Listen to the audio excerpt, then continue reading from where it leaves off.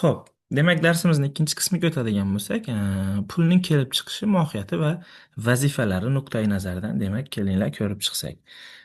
Pulni vujudga kelishi bo'yicha har xil konsepsiyalar bor. Shulardan eng asosiy ikkitasi evolyutsion konsepsiya va ratsionallik konsepsiyalari demak eng asosiylaridan hisoblanadi.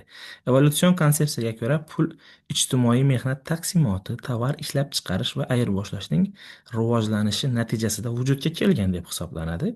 Ratsionallik konsepsiyasi bo'yicha pulning kelib chiqishini kishilar o'rtasidagi bitimlar, kelishuv natijalari sifatida demak izohlaydi. Xo'p, qiymatning rivojlanish bosqichlariga keladigan bo'lsak, oddiy yoki tasodifiy, kengaytirilgan, umumiy va oxirida demak pul shakllari holatiga keladi. Ya'ni biron bir qiymatni shakllanishi oldin oddiy qiymatga, keyin u yoki bu holatga ko'ra tasodifiy qiymatga, keyin funksiyasidan kelib chiqqan holatda kengaytirilgan qiymatda, umuman zarur bo'lgan qiymatda bo'lib va oxirida pul shakliga keladi va qiymat nuqtai nazarida pul demak ishlatilishi boshlaydi yoki qiymat o'lchovini ko'rsatadigan bo'ladi. Umumiy ekvivalent rolining nodir metallarga, jumladan oltinga yuklash sabablari quyidagilar bilan izohlanadi yoki bo'lmasam nima uchun oltin bizada valyuta vazifasini, pul vazifasini bajargan degan savolga javob. Birinchisi, sifat jihatdan bir xil o'lchamga keltirish mumkin. Zanglamaydi, uzoq muddat saqlash mumkin. Bo'linuvchanligi bo'lingandan keyin esa yana qaytadan yaxlit holatga olib kelish mumkin. Bo'linganda ham o'z qiymatini demak saqlab qoladi. Tabiatda kamyob hisoblanadi oltin. Ozgina miqdordagi va og'irligi nodir metallarning qiymati ancha yuqoriligi. Oltinning miqdori oz va og'irlikdagi nodir metallarning qiymatidan demak ancha yuqori hisoblanadi ekan. Mana shu oltita sabab. Xo'p, pul bu hamma tovarlarni sotish va sotib olish mumkin bo'lgan umumiy ekvivalent rolini o'ynovchi maxsus tovar hisoblanadi. Bu pulga tovar nuqtai nazaridan qarasak. Pulga yana tovar emas, vosita nuqtai nazaridan qaraydigan nazariya ham bor. Bu bo'yicha sal keyinroq gaplashamiz. Endi tovarlar dunyosi ikkiga, bir tomondan naflilikni ifodasi bo'lgan tovarlarga va ikkinchi tomondan qiymatning moddiylashgan ifodasi bo'lgan pulga ajraladi yoki bo'lmasam tovarlar dunyosida bir tomonda tovarlar, ikkinchi tomonda pul turadi va pul bilan tovarlar o'zaro almashilinadi yoki bo'lmasam ayirboshlamaymiz deb qaraymiz. Pul to'g'risidagi nazariyalar bor. Shulardan bittasi metallistik nazariya, keyingisi nominalistik nazariya va miqdoriy nazariya deb aytiladi. Yana boshqalari ham bor, lekin asosiy shu uchtasi muhim. Biz shu uchtasini demak ko'rib chiqamiz. Metallistik nazariyaga ko'ra pulning rivojlanishida merkantilistik maktabning namoyandalari qarashlari muhim o'rin tutadi. Ularning pulning qadr-qimmati oltin va kumushning tabiiy xossalarida deb biladi, uning tovar mazmunini tan oladi. Biroq pulni nodir metallar bilan ayniylashtirish yoki ayirboshlash ularning mohiyati va iqtisodiyotdagi roliga noto'g'ri baho berish hamda pul fetishizmini rivojlanishiga olib keladi yoki bo'lmasam pul fetishizmi rivojlanganidan shu g'oyalar kelib chiqqan desak ham bo'ladi. Nimaga bunaqa aytamiz desak, merkantilizm davrining asosiy boylik manbai pul hisoblangan yoki bo'lmasam oltin va kumush hisoblangan va mamlakatlar o'sha Angliya, Ispaniya, Fransiya, Germaniya kabi mamlakatlar buyuk kolonial davrda demak boshqa mamlakatlarni zabt etish va savdo aloqalarini rivojlantirgan paytda xomashyoni o'ziga olib tayyor mahsulotni eksport qilib shu tariqa oltin yig'ish orqali mamlakatni boyitamiz degan nazariyani ilgari surishadi va insonlarning nazlida ham aynan o'sha oltinni yig'sa boy bo'lish nazariyasi keladi va oxir oqibat o'sha pul nimaga o'zi yig'iladi desak u yoki bu ehtiyojlarimizni qondirish uchun nimadir sotib olish uchun yoki bo'lmasam qandaydir narsaga sotib olish ehtiyoji paydo bo'lganda ishlatish uchun yig'iladi. Lekin o'sha maqsad ikkinchi nimaga chiqib, darajaga tushib, birinchi darajaga pulni o'zini pul yig'ish uchun yig'ish masalasi qo'yiladi yoki bo'lmasam pul fetishizmi shu tariqa demak vujudga keladi ekan metallistik nazariyada. Va aynan qimmatbaho metallar oltin va kumushda pulni yig'ish bu metallistik nazariyani demak bildiradi. Endi nominalistik nazariya. Pulning nominalistik nazariyasi tarafdorlari metallistik nazariyaga qarshi chiqishadi. Pullarning tovar tabiati hamda ichki qiymati zarurligining o'zini inkor etishadi yoki bo'lmasam pulni tovar deb tan olishni to'xtatishadi. Nominalistlar pulga shartli belgi sifatida qarab, ularning nodir metallar bilan aloqadorligini rad qiladilar. Ya'ni nominalistlarning fikriga ko'ra, pul nodir metall, oltin, kumush va boshqa shu kabi qimmatbaho metallarda bo'lishi shart emas. U qandaydir bir vosita, har qanday narsani biza pul qilsak bo'ladi. Aytaylik, hattoki suyakdan yoki cho'pdan ham pul yasasak, o'nta cho'p demak, ya'ni o'nta pul nuqtai nazaridan qarasak ham bo'ladi. Maqsad demak, qandaydir ayirboshlash vositasini keltirishda, hattoki hech narsa bo'lishi ham shart emas, oddiygina raqamlarda yoki tasavvuriy pul bo'lishi mumkin deymiz. Aynan bugungi kunga zo'r misol bo'la oladi. Bizani hammamizni demak bank kartalarimiz, hisob raqamlarimiz bor. Bitta hisobdan ikkinchi hisobda, ya'ni virtual havoda deb aytamiz. Endi havoda emas, o'sha virtual hisobda turgan pullar ayirboslanadi yoki bo'lmasam biz mehnat qilish orqali o'sha virtual pullarni ishlab topamiz va ularga keyin u yoki bu narsalar xarid qilamiz. Bu nazariyaning demak asoschilari nominalistik nazariya ekan. Nominalistik nazariya tarafdorlarining qarashlari o'rta asrlarda to'la qiymatga ega bo'lmagan metall tangalarning muomalaga chiqarilishi bilan paydo bo'ladi yoki bo'lmasam qimmatbaho bo'lmagan metallarni. Adashmasam, Temuriylar davrini o'tgan paytda Ulug'bek Mirzoning fulus chiqargani yoki bo'lmasam misdan chiqargan chaqasi haqida gaplashgansizlar, yoki fulusi adliya. Fulusi adliya deb nimaga aytiladi desak, xalq orasida bu fulus juda ham mashhur bo'lib ketadi. Nega deganda, undan oldingi chiqarilgan pullar oltin va kumushda bo'ladi. Va aytaylik, biza bilamiz, oltin va kumush tangalarga 5 yoki 10 degan yozuvlar qo'yiladi. То есть 5lik tanga, 10lik tanga bo'ladi. Nimani bildiradi o'sha 5, 10 desak? Bu uning hajmini bildiradi. Bugungi kunga misol qiladigan bo'lsak, 5 grammlik oltin yoki 10 grammlik oltin tanga bo'lsin. U davrda ham pul zarb qilishning asosiy g'oyasi shunda bo'lgan. U qandaydir pulga sotilmagan, qanchadir gram oltin demak valyuta yoki pulni belgilab bergan. O'sha grammni o'lchab ko'rishga har safar zarurat bo'lmasligi uchun pul zarb qilingan va unda 5 gram yoki 10 grammlik oltin yoki kumush degan demak nima bor? Belgi bor. Odamlar o'sha oltinni olib turib ayirboshlagan paytda ozgina uni chetlarini qirchish bilan oltinni kamaytirishgan miqdorini va o'sha 5 tangalik oltin berganda aynan 5 gramm emas, 4,5 gramm, 450 gramm bergan va shunaqa qilib kamayib oxir oqibat 10 grammlik yoki 5 grammlik oltinlar mutanosib tarzda 7-8 yoki 3-2 grammgacha tushib ketgan holatlari bo'ladi. Ya'ni bu yerda pul adolatli emas. 5 grammlik pulni 2 gramm qilib berib 5 grammlik mahsulot olyapti degan muammo chiqadi. Va fulustanga mana shu masalani yo'q qiladi. U misdan va qo'rg'oshin aralashmasidan demak bo'ladi va uni qirib, uni eritib, qaytadan uni tangaga yasashga ketgan kuch o'sha bitta fulusni o'ziga arzimagan. Shu nuqtai nazardan hech kim bu ishni qilmagan u tangaga nisbatan va shuning uchun ham bu nima tanga fulusi adliya yoki bo'lmasam adolatli chaqa degan tushunchani bildiradi. Va shu bilan birgalikda qiziqarli fakt sifatida aytib o'tib ketsam, demak o'sha fulus eng past yoki bo'lmasam eng kichik miqdor hisoblangan. Bugungi kunda biza tiyin deydigan nima holatga to'g'ri keladi. Ya'ni bir tiyin desak, biza odatda eng arzon yoki bo'lmasam hech nimaga arzimaydigan nimanidir nazarda tutamiz. O'sha paytda ham fulus yoki bo'lmasam infulus degan so'z ishlatilgan. Bu so'z keyinchalik g'arbiy mamlakatlarga borib, Fransiyada inflyatio degan so'zga aylangan. Inflyatio so'zidan biz bilamizki, inflyatsiya degan so'z kelib chiqqan. Ya'ni biron bir narsaning qadrsizlanishi yoki pulning qadrsizlanishi. O'zaklari demak qayerga borib taqaladi desak, o'sha aynan Ulug'bekning zarb qilgan fulus tangasiga borib taqaladi. Inflyatsiya so'zining o'zi kelib chiqishi. Xo'p, endi miqdoriy nazariyaga o'tadigan bo'lsak, pulning miqdoriy nazariyasi bu muomaladagi pul miqdori, tovar narxlari darajasi hamda pullarning qiymati o'rtasidagi o'zaro bog'liqlikni izohlashga asoslangan iqtisodiy ta'limotdir. Uning mohiyati muomaladagi pul miqdori, narxlar va pul qiymati darajasining mutanosib ravishda o'zgarishining dastlabki sababidir. Ya'ni asosiy g'oya nima deydigan bo'lsak, narxlar pul qiymati darajasini mutanosib ravishda o'zgarishini ko'rsatib beradigan sabab hisoblanadi. Bu o'sha qiymat bilan nima miqdor yoki narx o'rtasidagi o'zaro bog'liqlikdan kelib chiqadi degan nazariya bor. Biza boya gaplashdik, biron bir narsani arzon oldik yoki qimmat oldik deb. O'sha qiymat va sotilgan narxning o'zaro bog'liqligiga demak biza miqdoriy nazariya deb aytamiz ekan.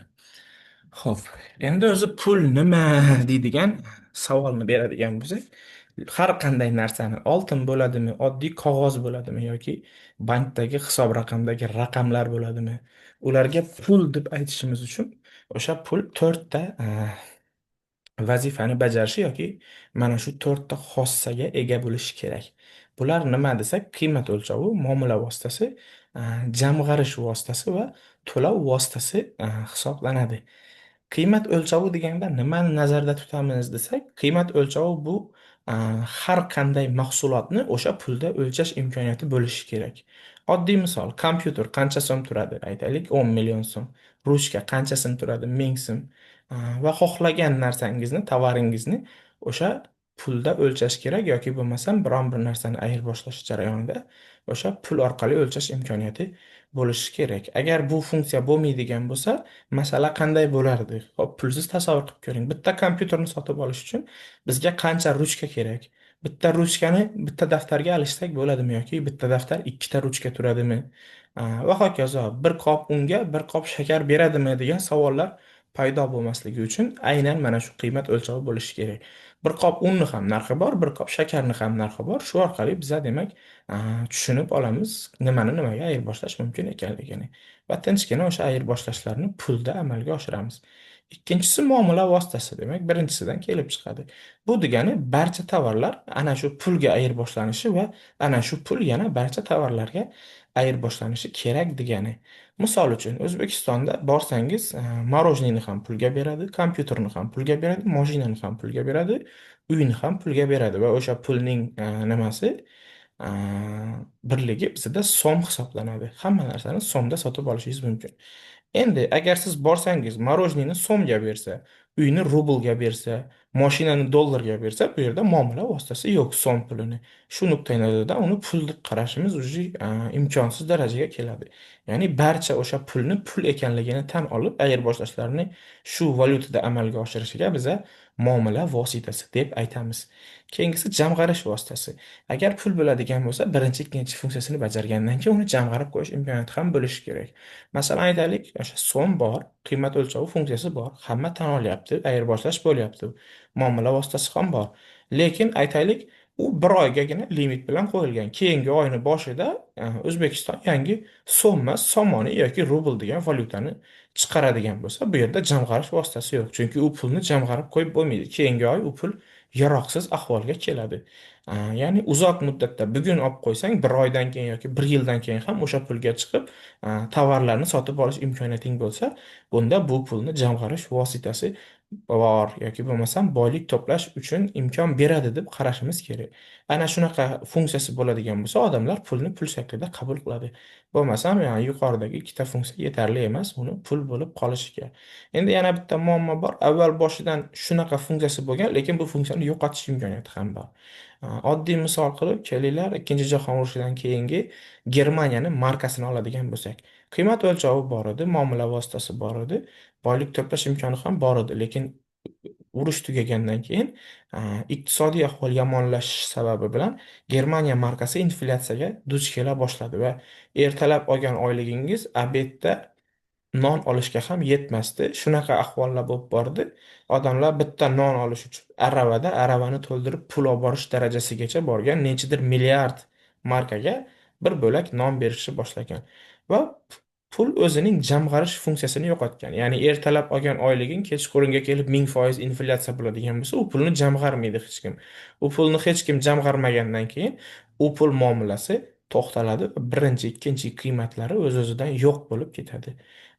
Ya'ni bu jamg'arish funksiyasi inflyatsiya bilan ham bog'liq ekan. Yuqori inflyatsiya bo'ladigan bo'lsa, mana bu funksiyaning kuchi pasayadi.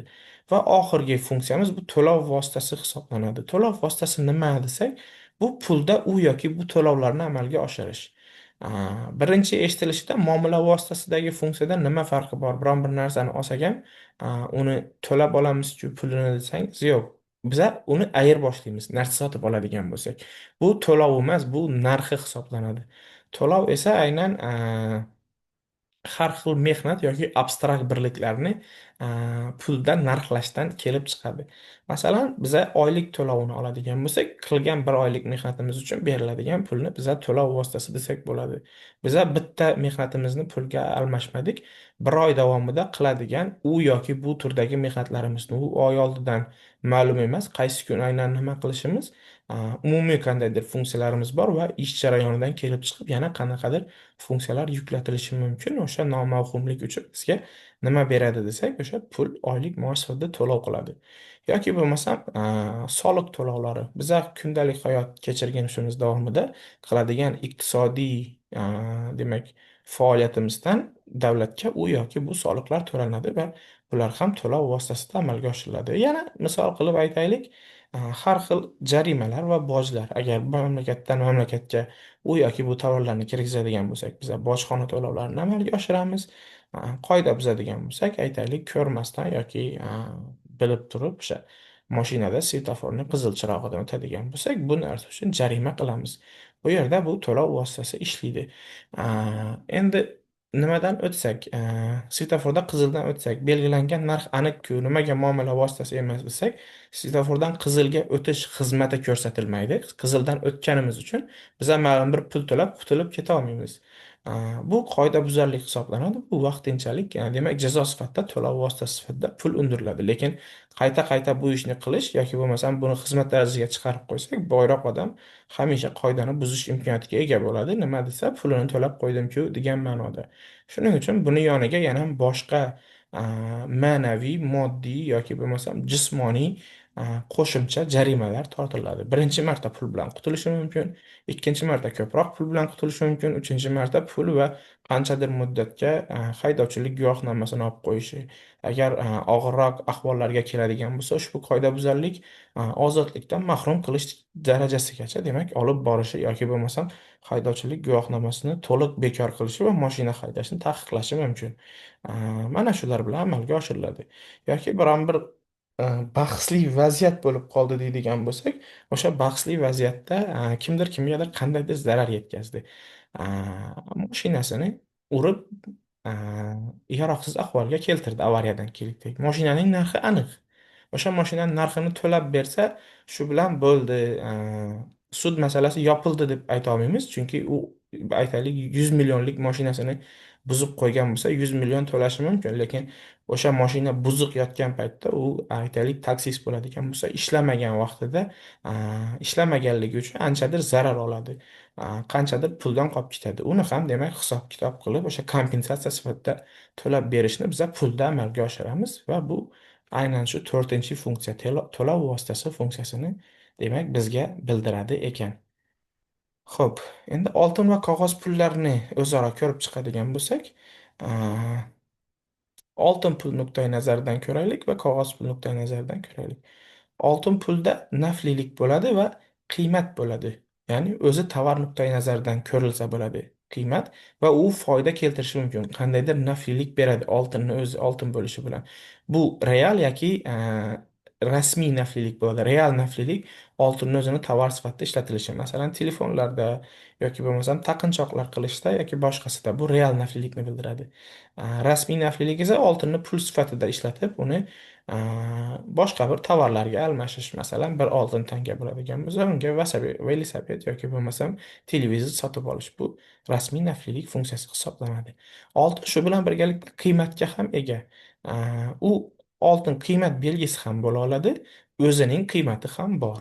Endi pulga keladigan bo'lsak, pulda real naflilik bo'lmaydi, unda faqat rasmiy naflilik bo'ladi yoki bo'lmasam cheklangan rasmiy naflilik deb aytamiz buni. Unga faqatgina biz o'sha televizor yoki velosiped sotib olishimiz mumkin. Lekin oltinga o'xshab uning real nafliligi yo'q. Albatta yoqish mumkin, lekin ma'noga ega emas bu. U nuqtai nazardan bu pulni nafliligi emas, qog'ozning nafliligi hisoblanadi. Biz esa aynan pul ko'rinishida ko'ryapmiz. Endi qog'oz pullarni qiymat belgisi ham bor, lekin o'zlarining qiymati yo'q.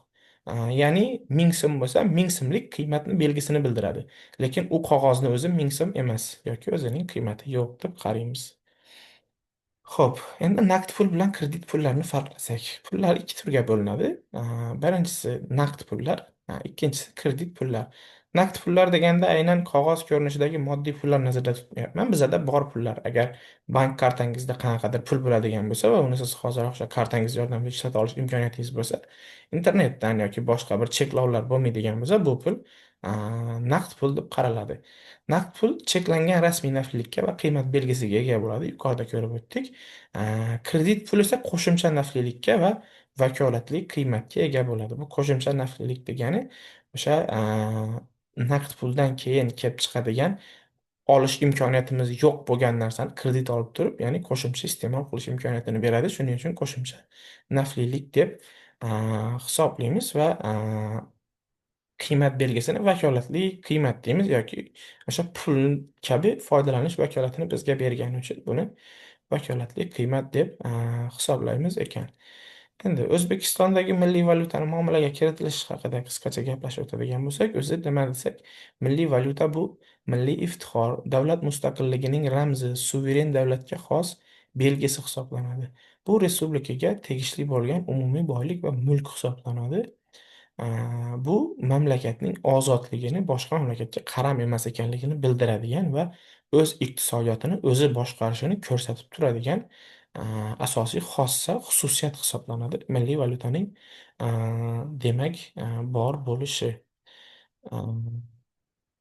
Endi shu yerda O'zbekistonda pul birliklarini a, qanday rivojlanishi haqida yoki mustaqil bo'lganimizdan keyin qanaqa qilib biza rublni bekor qilib so'mga o'tishimizni bosqichlari ko'rsatilgan. Demak, birinchi bosqich 1993 yil 15 noyabrdan boshlanadi va 1 dekabrgacha davom etadi. Bunda a, muomalada yurgan 5 ming va 10 ming rubllik qiymatdagi pullar yo'q qilinadi.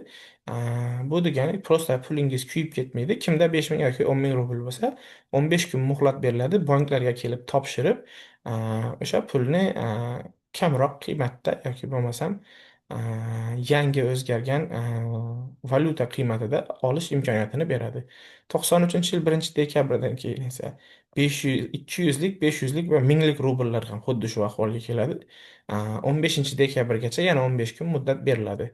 Keyin esa 15 dekabrdan 1 yanvargacha yana 15 kun muddat davomida 50 rubl va 100 rubllik qiymatdagi pullar yig'ib olinadi xalqdan va 94 yil 1 yanvardan boshlab 1, 3, 5, 10 va 25 rubl qiymatidagi pullar ham bekor qilinadi. Ya'ni ko'rib turibsizki, bosqichma-bosqich 10 ming va 5 minglik rubllardan tortib 15 kun ichida to barcha turdagi rubl nominallarini O'zbekiston to'liq muomaladan chiqarib tashlaydi.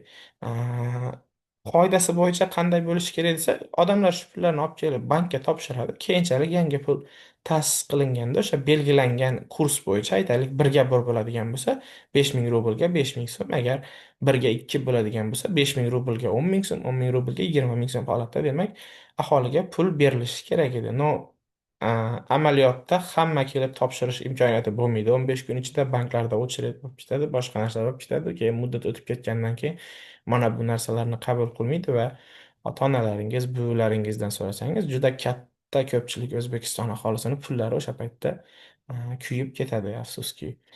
Va 1994 yil 15 apreldan boshlab, demak, O'zbekiston hududida Rossiyaning har qanday banknotasi muomalasi to'liq to'xtatiladi. Keyinchalik so'm kuponlar joriy qilinib, keyin u so'm kuponlar O'zbekiston so'miga almashtiriladi va shu tariqa demak O'zbekistonda so'm valyuta sifatida shakllanadi.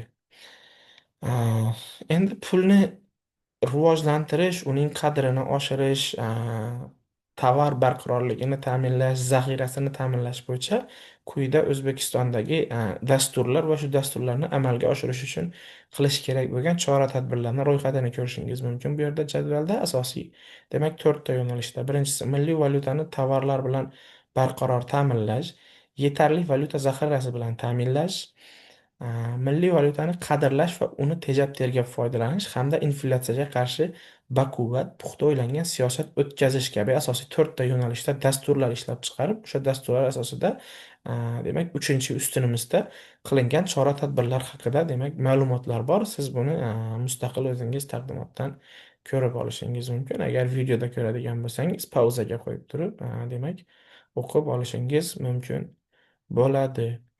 Shu bilan bugungi darsimiz tamom. Barchaga e'tiboringiz uchun rahmat. Xayr, sog', salomat bo'ling.